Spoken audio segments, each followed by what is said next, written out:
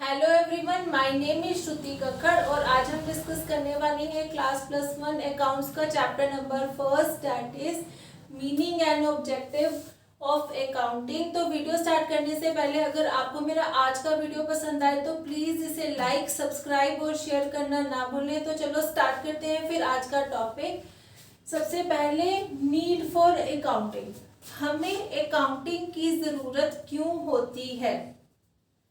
हर एक बिजनेसमैन साल के लास्ट में, ठीक है, ये जानना चाहता है कि उसके बिजनेस को कितना प्रॉफिट हुआ, कितना लॉस हुआ, कितनी कैपिटल उसने अपने बिजनेस में इन्वेस्ट की है at the end of the year, कितना पैसा उसे किसी को देना है, कितना पैसा उसे किसी से लेना है, कितनी असेट्स है उसके पास, कितनी लायबिलिटी है जो उसे दूसरों को पे करनी है। तो अगर उसे इन बातों को जानना है तो फिर अकाउंटिंग की ज़रूरत पड़ती है उसे, क्योंकि अकाउंटिंग वो जगह है जहाँ पे सारे जो हैं बिजनेस ट्रांजैक्शन जो हैं वो रिकॉर्ड की जाती हैं in a systematic and complete manner.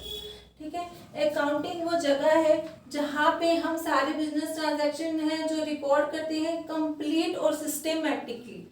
ठीक है, तो अकाउंटिंग की ज़रूरत हमें क्यों पड़ती है। अकाउंटिंग की ज़रूरत हमें इसलिए पड़ती है क्योंकि अगर हमें अपने बिजनेस को सिस्टमेटिक तरीके से चलाना है तो हमें अकाउंटिंग की ज़रूरत पड़ेगी। अगर अपने बिजनेसमैन को अपने बिजनेस की फाइनेंशियल पोजीशन का पता लगाना है कि उसे कितना प्रॉफिट, कितना लॉस है, कितनी असेट्स हैं उसके पास, कितनी लायबिलिटी उसे पे करनी है, तो अकाउंटिंग की ज़रूरत पड़ती है। अब अकाउंटिंग का मीनिंग क्या होता है। अकाउंटिंग वो आर्ट है जिसमें हम रिकॉर्ड करते हैं बिजनेस ट्रांजैक्शन को, ठीक है, जो फाइनेंशियल नेचर की होती है, क्लासिफाई करते हैं सारे बिजनेस ट्रांजैक्शन को, उसके बाद समराइज करते हैं सिस्टमेटिक मैनर में, और हम सिर्फ वही ट्रांजैक्शन रिकॉर्ड करते हैं अकाउंटिंग में जो फाइनेंशियल नेचर की होती है। जो फाइनेंशियल नेचर की ट्रांजैक्शन नहीं होती है बट इम्पॉर्टेंट होती है, हम उसे भी इसमें रिकॉर्ड नहीं करते। सिर्फ अकाउंटिंग में वही ट्रांजैक्शन रिकॉर्ड की जाती है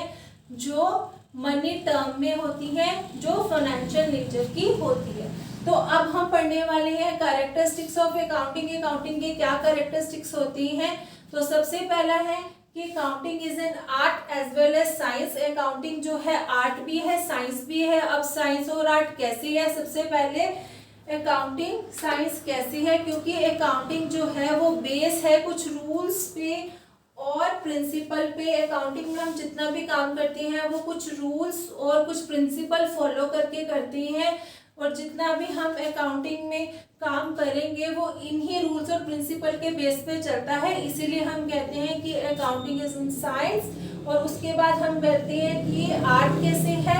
आर्ट क्यों, क्योंकि यहाँ पे हम अपने ऑब्जेक्टिव को पूरा करने के लिए जब हम काम करते हैं, ठीक है, हम पहले अपने प्री डिटरमाइंड ऑब्जेक्टिव को पूरा करने के लिए जब काम करते हैं ताकि हमारे ऑब्जेक्टिव पूरे हो सके, तो हम उसे कहते हैं कि आर्ट।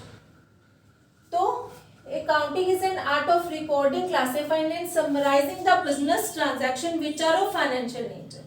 तो अकाउंटिंग एक आर्ट है जिसमें हम जो सारे बिजनेस ट्रांजैक्शंस को रिकॉर्ड करते हैं, क्लासिफाई करते हैं, समराइज करते हैं।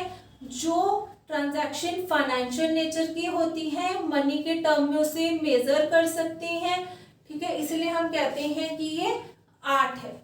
दूसरा अब है इसका characteristic, recording of financial transaction only.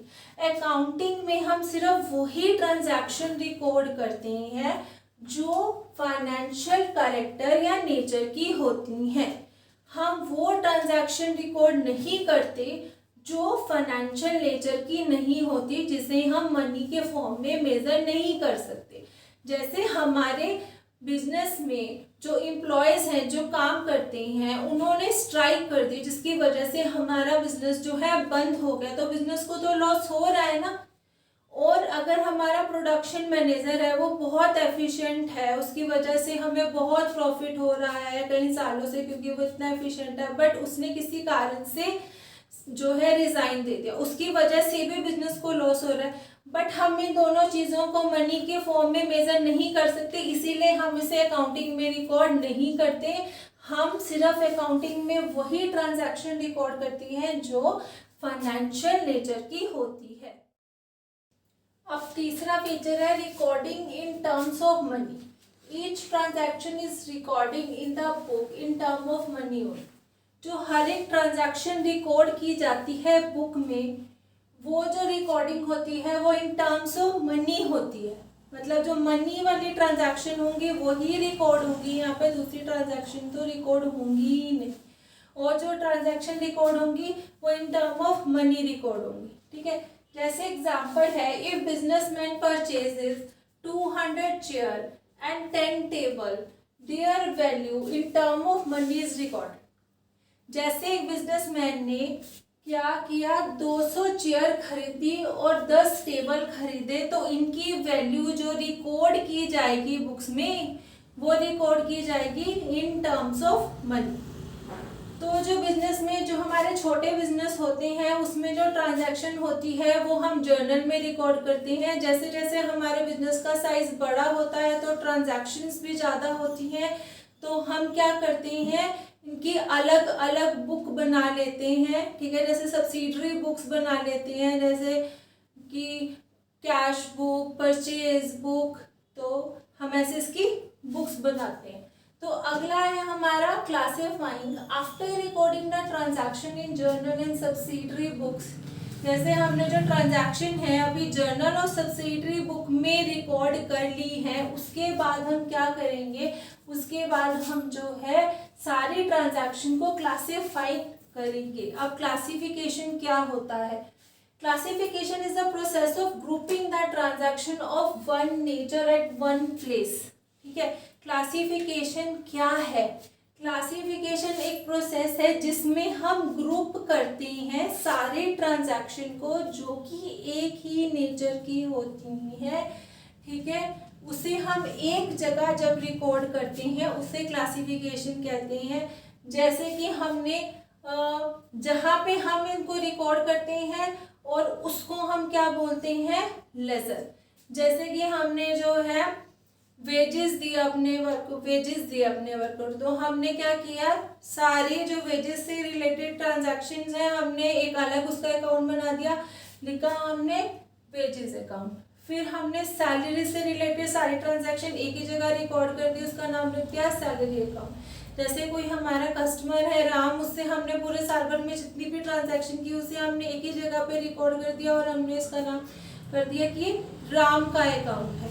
ठीक है, आगे है summarising. Summarising is an art of presenting the classified data in a manner which is understandable and useful to management and other users of data. अब हमने अपने जो है transaction को पहले क्लासिफाइड कर दिया, अब हम उसे समराइज करेंगे। समराइज का मतलब है कि हम अपने डाटा को प्रेजेंट करेंगे इस मैनर में, इस तरीके से कि जो हमारी मैनेजमेंट है उसे भी सारा डाटा जो अंडरस्टैंड हो जाए, और यूज़र हैं जो उस डाटा के। ठीक है, जैसे कि और यूज़र जो हम लगा लो कि बैंक हो गया, एम्प्लॉय हो गए या और यूज़र है, उन्हें भी उस डाटा की अच्छे से समझ आ जाए। तो हम इसमें करते क्या है, सबसे पहले समराइजिंग में सबसे पहले हमने ट्रांजैक्शन की, फिर जर्नल में उसे रिकॉर्ड किया, उसके बाद हमने लेजर बनाया, लेजर के बाद हमने ट्रायल बैलेंस बनाया, ट्रायल बैलेंस के बाद हमने क्या किया, ट्रेडिंग अकाउंट बनाया, उसके बाद प्रॉफिट एंड लॉस अकाउंट बनाया। प्रॉफिट एंड लॉस अकाउंट की हेल्प से हमने ये पता लगाया कि पूरे साल के अंत में बिजनेसमैन को कितना प्रॉफिट हुआ है या कितना लॉस हुआ है। उसके बाद हमने बिजनेस की फाइनेंशियल पोजीशन को जानने के लिए बैलेंस शीट बनाई। ठीक है, तो ये सब हमने क्या किया, समराइजिंग में चीज की। ठीक है, अब है इंटरप्रिटेशन ऑफ द रिजल्ट। अब ये जो हमने सारा काम किया है उसके बाद जो रिजल्ट है सारे बिजनेस का वो हमने प्रेजेंट किया। किसको प्रेजेंट किया, उन पार्टीज को जिससे हमारे बिजनेस में इंटरेस्ट है, जो हमारे बिजनेस को जानना चाहते हैं, जिनको जो ये जानना चाहते हैं कि हमारे बिजनेस की फाइनेंशियल पोजीशन क्या है, उससे कितना प्रॉफिट हुआ है, कितना लॉस हुआ है। ठीक है। तो अब हमने यहाँ पे सारे रिजल्ट को उनको प्रेजेंट किया है जो हमारे बिजनेस को में इंटरेस्टेड है, जैसे कि प्रोप्राइटर हो गया, जैसे एम्प्लॉय हो गए, जैसे मैनेजर हो गया, जैसे बैंकर हो गए, ये सब चीजें। उसके बाद लास्ट है communicating. Accounting attribute also include the communication of financial data to the user who analyze them as per their individual requirements। अब हमने जो हमारे अकाउंटिंग का एट्रीब्यूट है वो हमने उन लोगों को भी कम्युनिकेट किया, उन लोगों को भी हमने फाइनेंशियल डाटा जो है वो प्रोवाइड करवाया जो हमारे बिजनेस में इंटरेस्ट दिखा रहे हैं, जो यूज़र हमारे बिजनेस की फाइनेंशियल पोजीशन को जानना चाहते हैं, जो उसमें इंटरेस्ट रखते हैं और वो यूज़र उस डाटा को एनालाइज करना चाहते हैं अपनी रिक्वायरमेंट के अकॉर्डिंग, अपनी इंडिविजुअल रिक्वायरमेंट के अकॉर्डिंग। ठीक है, तो आई होप आपको मेरा आज का सारा टॉपिक जो है वो समझ आ गया होगा। अगर आपको मेरा आज का वीडियो पसंद आए तो प्लीज़ इसे लाइक, सब्सक्राइब और शेयर करना ना भूलें। अगर आपको टॉपिक रिलेटेड कोई भी डाउट है तो आप उसे कमेंट सेक्शन में पूछ सकते हैं। Thank you.